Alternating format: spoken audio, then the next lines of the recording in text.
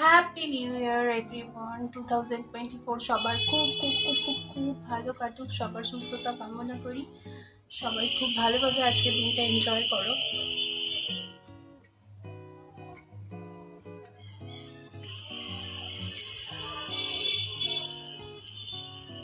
ছাদে চলে এসেছি, কিন্তু প্রচণ্ড কুয়াশা পড়ছে। কুয়াশায় পুরো অন্ধকার অন্ধকার হয়ে যাচ্ছে। এনিওয়ে, যাই হোক, গুড মর্নিং। চলো, দেখা হচ্ছে কিছুক্ষণ পর।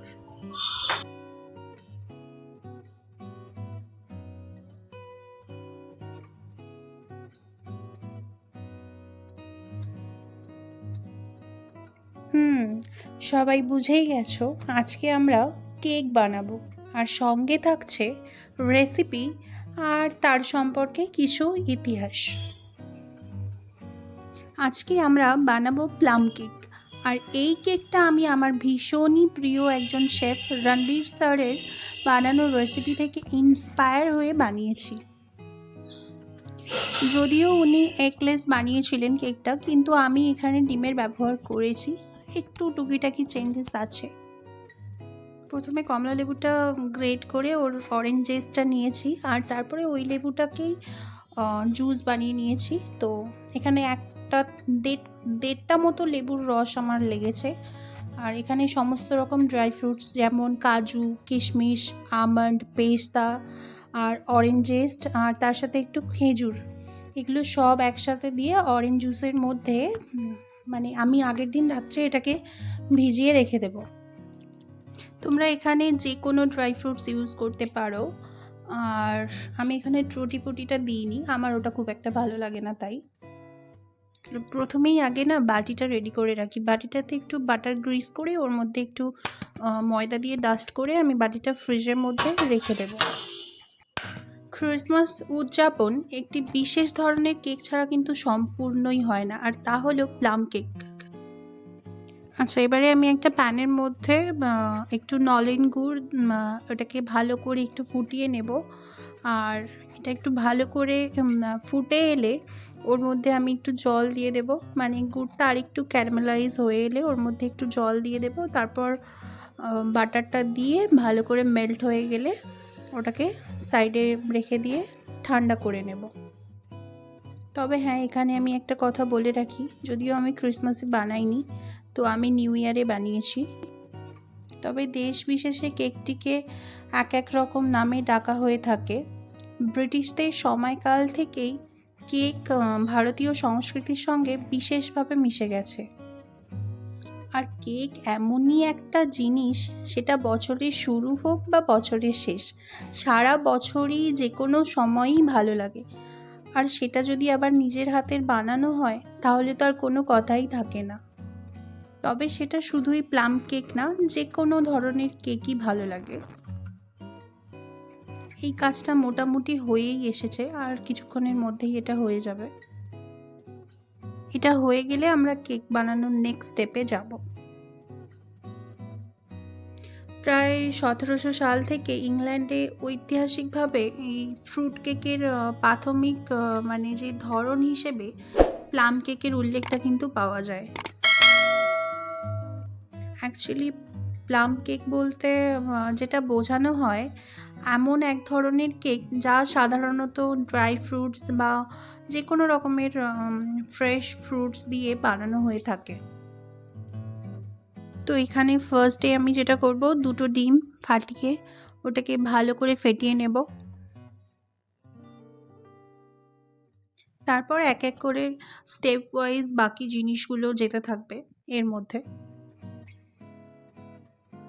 ডিমটা খুব সুন্দরভাবে ফেটানো হয়ে গেলে তারপর আমরা ওই যে নলেন গুড় আর বাটারের যে মিশ্রণটা বানিয়েছিলাম ওটা এর মধ্যে দিয়ে ভালো করে মিশিয়ে নেব। আর অবশ্যই মনে রাখতে হবে ওই গুড়ের মিশ্রণটা যেন একদম ঠান্ডা হয়, না হলে ডিমটা দানা দানা হয়ে যাবে।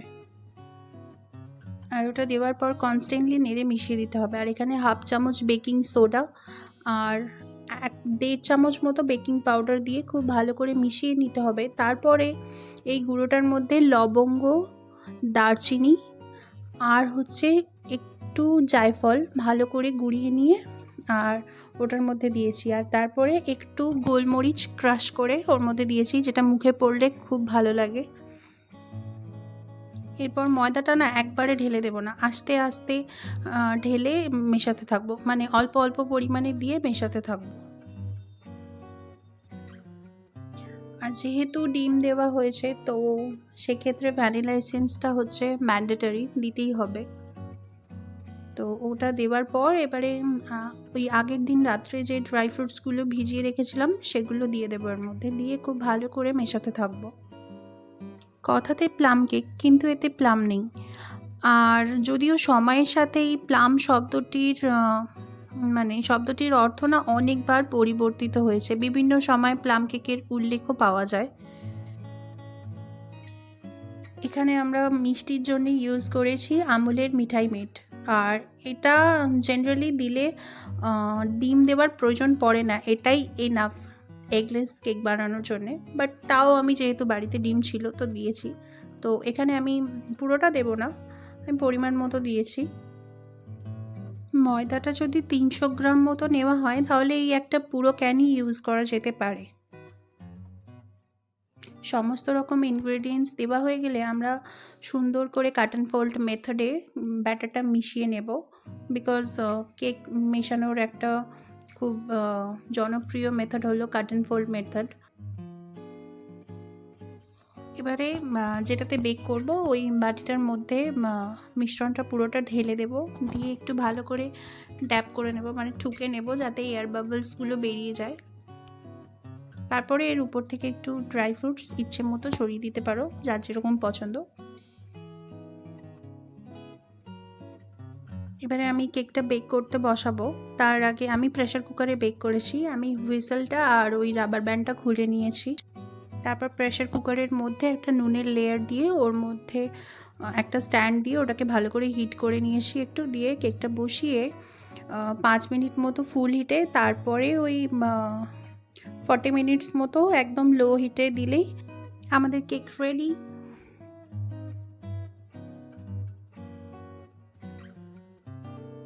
এরপর আর কি, হয়ে গেল আমাদের সুন্দর একটা কেক, ফ্লাফি।